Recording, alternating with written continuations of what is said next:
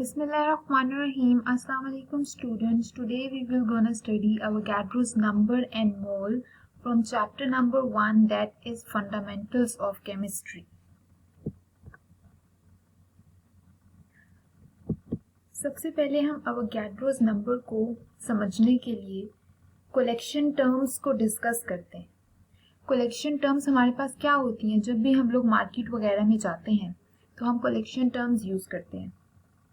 हम वेजिटेबल्स या fruits purchase करने जाते हैं तो हम उसे क्या कहते हैं कि 1 डजन ऑरेंजेस दे दें। हम उसे ये नहीं कहते कि 12 ऑरेंजेस दे दें, हम क्या कहते हैं 1 डजन ऑरेंजेस दे दें। 1 डजन आपके पास क्या रिप्रेजेंट करता है? 12।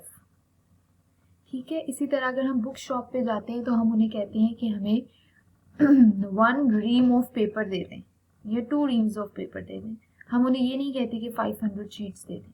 तो 1 रीम आपके पास यहाँ पर फिर क्या रिप्रेजेंट करता है? 500 को। ठीक है, इसी तरह जब हम लोग शॉपिंग करने जाते हैं तो हम क्या परचेज करते हैं?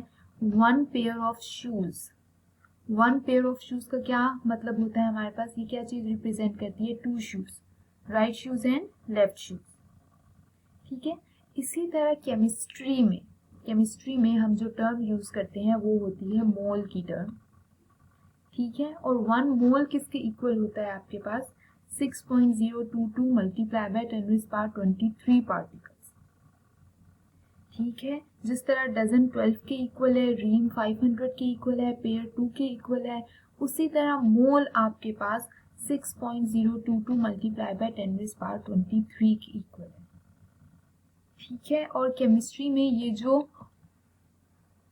नंबर है आपके पास 6.022 मल्टीप्लाई बाय 10⁻23, इसे आप कहते हैं एवोगैड्रोस नंबर।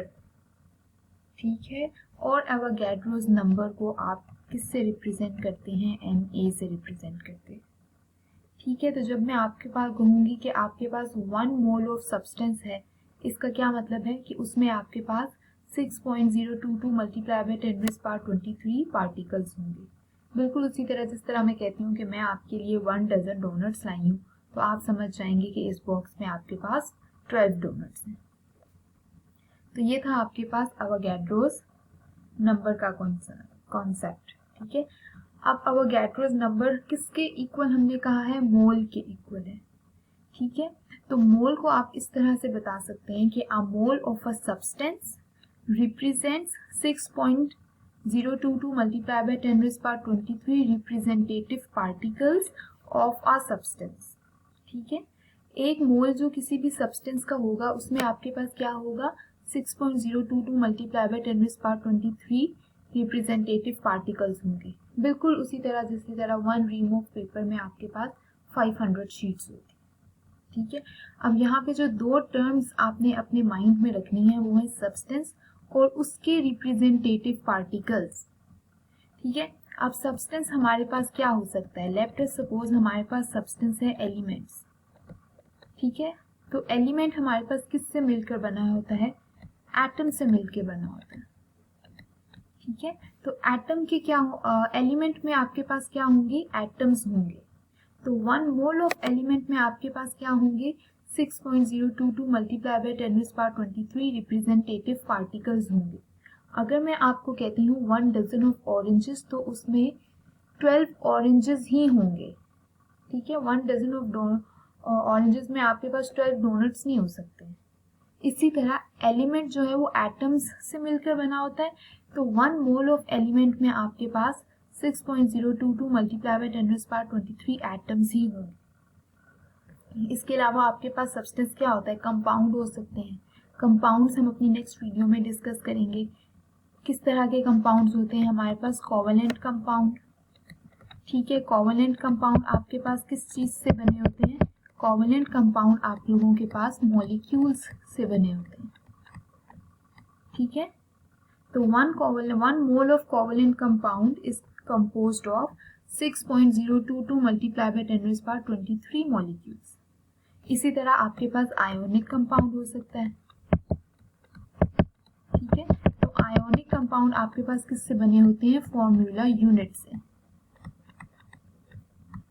ये भी मैं अपनी डिस्क्रिप्शन में वीडियो का लिंक डाल दूंगी जिसमें मैंने कोवेलेंट कंपाउंड और आयनिक कंपाउंड को डिस्कस किया हुआ है। ठीक है, कोवेलेंट कंपाउंड बेसिकली आपके पास वो होते हैं बाय द जो आपके पास बने होते हैं by the sharing of electron like water molecule. Ionic compound आपके पास वो होते हैं जो बने होते हैं by the gaining by the ions, जो आइन से बने होते हैं आप लोगों के पास।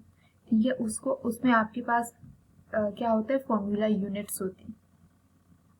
ठीक है, तो ये आपके पास सब्सटेंस और रिप्रेजेंटेटिव पार्टिकल्स का कॉन्सेप्ट है कि 1 डजन ऑफ डोनट्स में आपके पास 12 डोनट्स ही होंगे। इस तरह एलिमेंट्स एटम से मिलकर बना होता है, तो एलिमेंट के जो रिप्रेजेंटेटिव पार्टिकल्स हैं वो एटम है।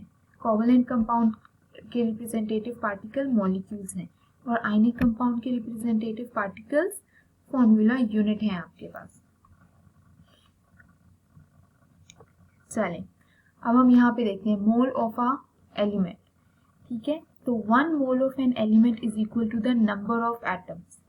तो हमने बात की है कि 1 मोल ऑफ कार्बन में आपके पास कितने कार्बन एटम होंगे, 6.022 मल्टीप्लाई बाय 10⁻23 कार्बन एटम। ठीक है, कोई भी एलिमेंट आप पीरियोडिक टेबल में से उठा लें, ठीक है, उसके 1 मोल में आपके पास कितने एटम्स हो, 6.022 मल्टीप्लाई बाय 10⁻23। बिल्कुल उसी तरह जिस तरह आप किसी भी मार्केट से 1 डजन ऑरेंजेस ले लें तो उसमें 12 ही होंगे, बिल्कुल उसी तरह आप कोई भी एलिमेंट जो है वो अपने पीरियोडिक टेबल में से उठा लें। ठीक है, उसके 1 मोल में आपके पास 6.022 मल्टीप्लाई बाय 10⁻23 एटम्स ही होंगे। ठीक है, नेक्स्ट आ जाते हैं हम मोल ऑफ अ कंपाउंड। ठीक है, अब 2 तरह के हमारे पास कंपाउंड होते हैं, कोवेलेंट कंपाउंड होते हैं और आयोनिक कंपाउंड होते हैं। कोवेलेंट कंपाउंड आपके पास बेसिकली मॉलिक्यूल्स से मिलकर बने होते हैं।